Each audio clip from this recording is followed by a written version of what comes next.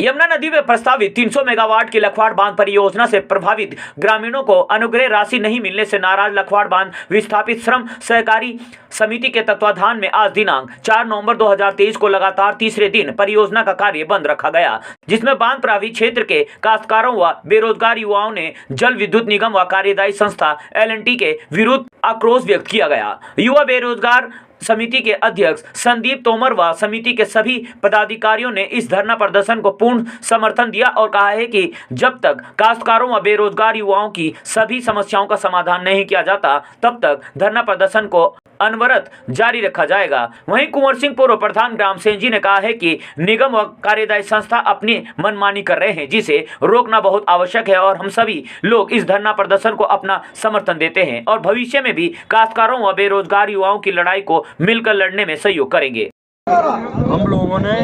करीब 20-25 दिन पहले जिलाधिकारी देहरादून, जिलाधिकारी टिहरी और SDM कालसी को काम बंद करने की सूचना दी थी कि जो जल विद्युत निगम और यहाँ पर जो काम कर रही है L&T कंपनी, उसके प्रति जो है बड़ा रोष था।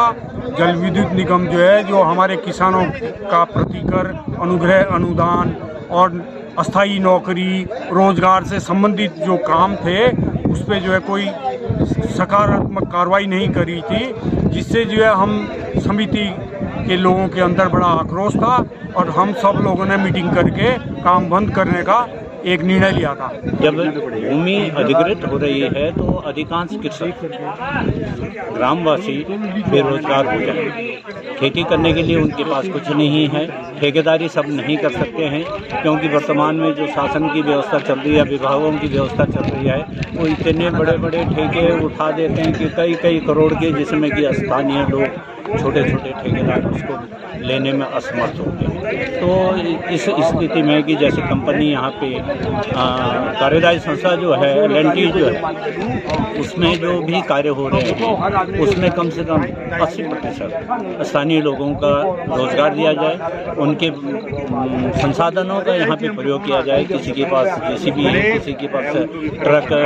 वगैरह जो भी है, इस तरीके के जो भी संसाधन हैं उनका यहाँ पे उपयोग किया जाए, उनको कंपनी में काम दिया जाए। और हमारे पास जो है JE से लेकर के दिव्यांग वर्गीय, चतुर्थ श्रेणी और सुरक्षा गार्ड, इस तरीके के सभी लोग यहाँ पे उपलब्ध हैं। बेरोजगार हैं, युवा हैं, बेरोजगार हैं, कुछ बहुत अधिक शिक्षित वर्ग भी है, कुछ निम्न शिक्षित वर्ग भी है। तो जो जिस तरीके की अपनी शैक्षिक योग्यता रखता है उसके हिसाब से यहाँ L&T में ही नहीं, उत्तराखंड जल विद्युत निगम में भी उनको प्रतिनिधित्व देना चाहिए। उनका जो लखवाड़ योजना है, लखवाड़ योजना में कुछ लोगों के द्वारा मांग की गई है यूजेबीनर से। उनकी कुछ मांगे हैं अनुग्रह राशि को लेकर के, और जो वहाँ L&T कंपनी है उसमें रोजगार को लेकर के